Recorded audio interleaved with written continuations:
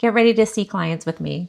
So I was thinking recently about how, if you've watched some of my other videos, you know that my husband passed away 4 years ago this August. And, every year is different in terms of the healing and the grieving. The grieving never stops. It just transforms over time. But something that has been part of the process all along for me personally is trying to sort out who I am as a person without him. Because we met when I was 17, so we literally grew up together. And when you're that young, you're still forming your identity. And really, your identity is changing all the time as you mature and as you age, even deep into adulthood. We really never stop evolving.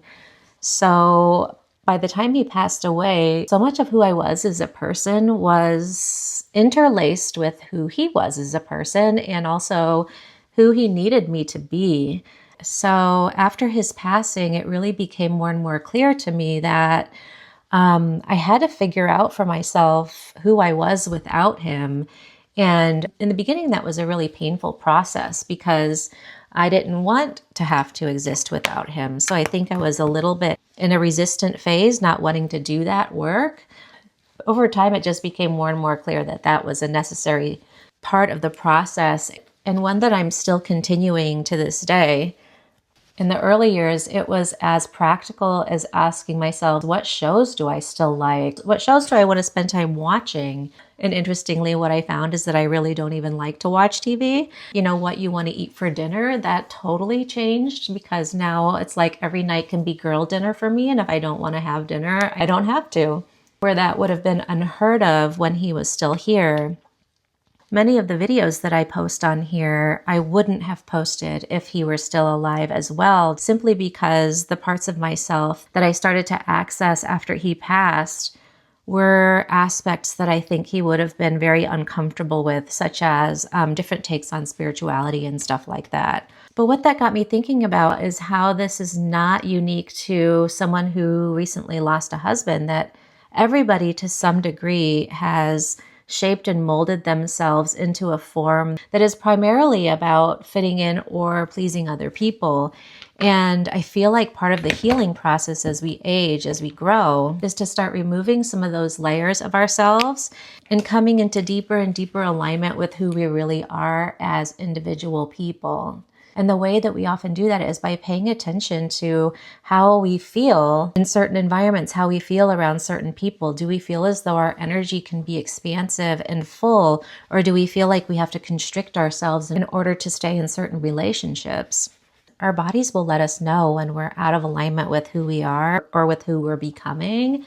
But the hard part is really to acknowledge that, to allow ourselves to notice that, and to actually begin to take action and curate our lives in ways that fit us better as unique human beings. As devastating as it is to lose a spouse, it's impossible to not recognize the fact that I might not have had the courage to fully align with who I am authentically as a unique person. Because, to be honest, I really gave him a lot of space to define our lives, to define our relationship. I have a Band-Aid on my finger here. Somehow I cut myself on a pot while cleaning it. The edges are sharper than I thought, and I was like scrubbing, trying to get something off of it. And it cut my finger.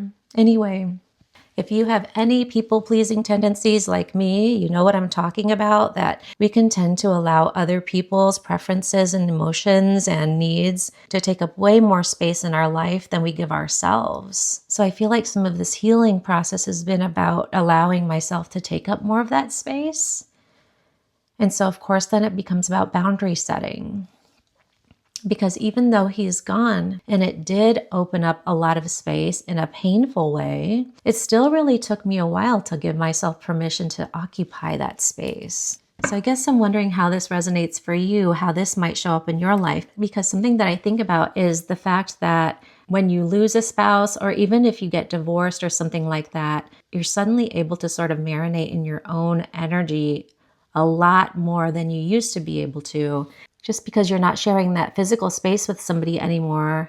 Of course, I have kids, and so I do share my physical space with them, but it's different. It's different than having a partner and sharing that level of space with somebody. And so what it's left me reflecting on is that it seems like it would be really therapeutic for everybody to give themselves an opportunity to marinate in their own energy on a regular basis, because our energetic signature can really start to get coated with the energies of other people. And we can almost forget what our signature feels like, what our unique energy feels like in our body. We can almost even lose track of what emotions are mine, what emotions are someone else's. So I feel like it's really important to regularly sit in your own energy and remind yourself what that feels like and notice what you sense there in this moment where you're not coated with the energies of other people. In other words, to really take time to check in with ourselves when we're by ourselves. And I feel like the more purposeful we are around that, the more intentional that we are around that, the more that we get from it. For example, you might lie in bed by yourself and be in your own energy, but it's a very passive process, and you might even be scrolling on your phone or something like that, which may not be as powerful as like intentionally sitting in your own energy in the middle of the day with the strong intention to connect with yourself and to connect with your body.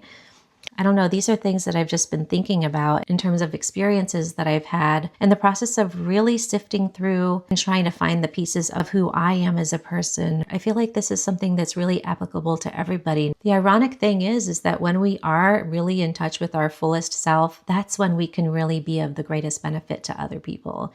So even though there is a lot of pressure to bend and conform ourselves into who we feel like the people around us need us to be, and even if those people start to protest, when we start to better align ourselves with our true center, the truth of the matter is everyone benefits when we learn how to align with our fullest self. I feel like it's how we become the most powerful version of ourselves that enables us to shine our light in an important way. I don't know. Let me know what you think. I would love to hear your thoughts. I'll see you soon.